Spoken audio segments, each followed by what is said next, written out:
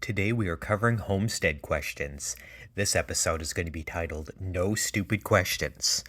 This video is going to cover questions that people have posted online with an explanation that they were just too embarrassed to ask somebody in person for these answers. And I bet there are other people out there who would like to know some of these answers. So today we're going to cover homestead questions that people are too afraid to ask. There are no stupid questions, but there are certainly embarrassing ones. So here we go, and I hope you enjoy. Why do chickens throw dirt on themselves? Chickens learn at a very early age that when their feathers start feeling dirty, it's time for a bath. They usually dig a shallow hole and burrow down into the loose matter. Dirt, dust, sand, whatever they can find, and they start flipping the said material over themselves. They continue this action until the dirt has settled onto their skin and cover their feathers. They do this to keep little bugs like mites and lice away. Once they think they're clean enough, they stand up and shake off the dirt like a dog shaking off water from a trip to the lake. Number 2.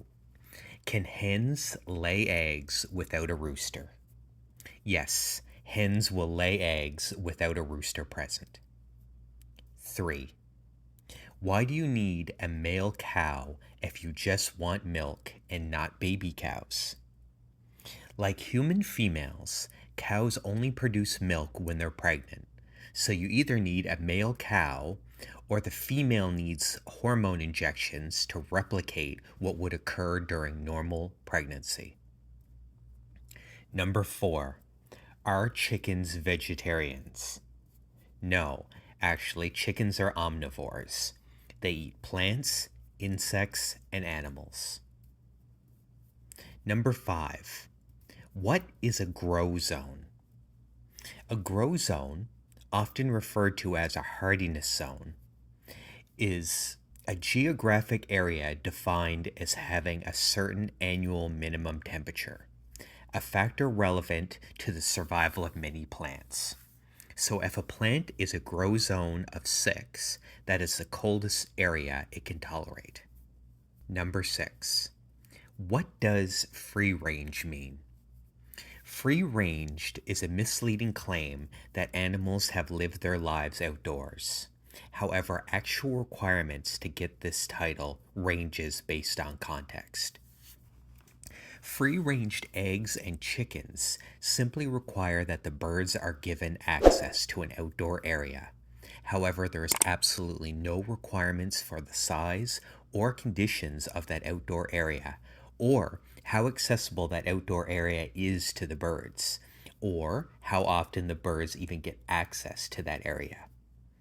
Free-range beef simply means the animals were given free access to the outdoors for a minimum of 120 days per year.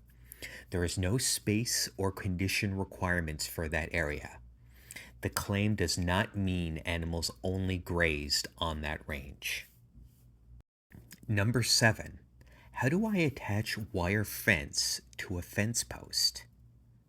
Well, you use staples for a wooden post, zip ties, steel post clips, or U-nails to attach it to metal posts. Speaking of posts, number 8.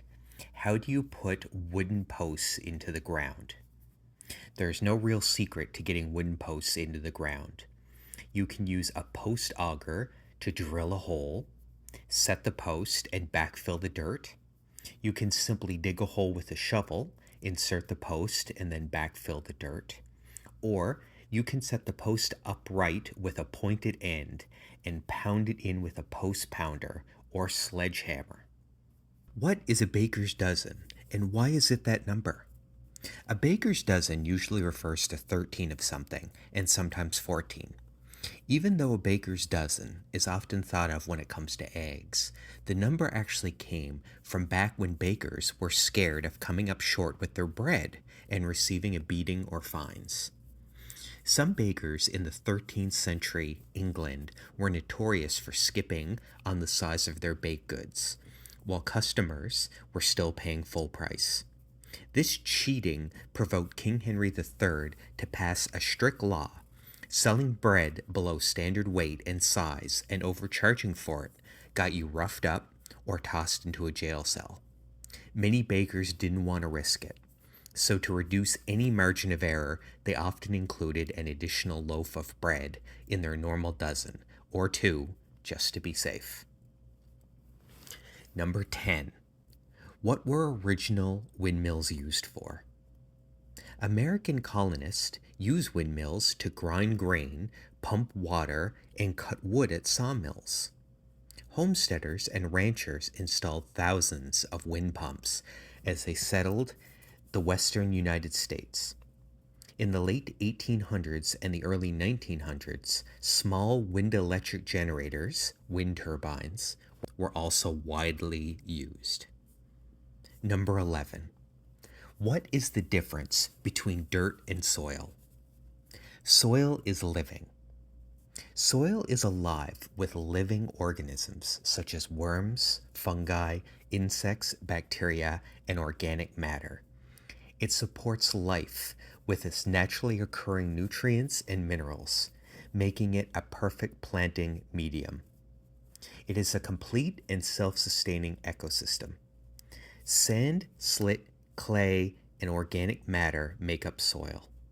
The different sized particles create texture and structure, which aid in aeration and drainage. Soil color shows its mineral content. Different soil types are described by their properties. When this magnificent living thing, called soil, leaves the garden on your hands or clothes, it gets displaced and is now defined as dirt. Dirt is dead. Dirt is made up of sand, slate, and clay, and it may also be rocky. It has none of the minerals, nutrients, or living organisms found in soil. It is not an organized ecosystem. There is no topsoil, humus, no worms or fungi. Lacking texture and structure, dirt does not compact when wet, unlike a handful of soil. The result is runoff and erosion. An old dirt road comes to mind with this definition. Dirt is dead and does not support life. You cannot plant a productive garden in dirt. The formation of soil. All soil began as dirt.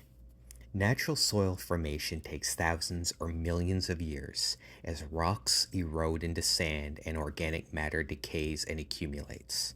To archaeologists, the resulting layers of soil represent time, each telling how and when it was created.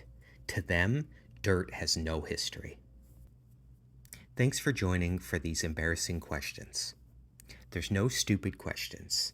And even if these questions were too embarrassing to ask, at least you could listen to the answers here on this video. If you liked the video, click like and join me next time for even more too embarrassed to ask questions. Thanks again.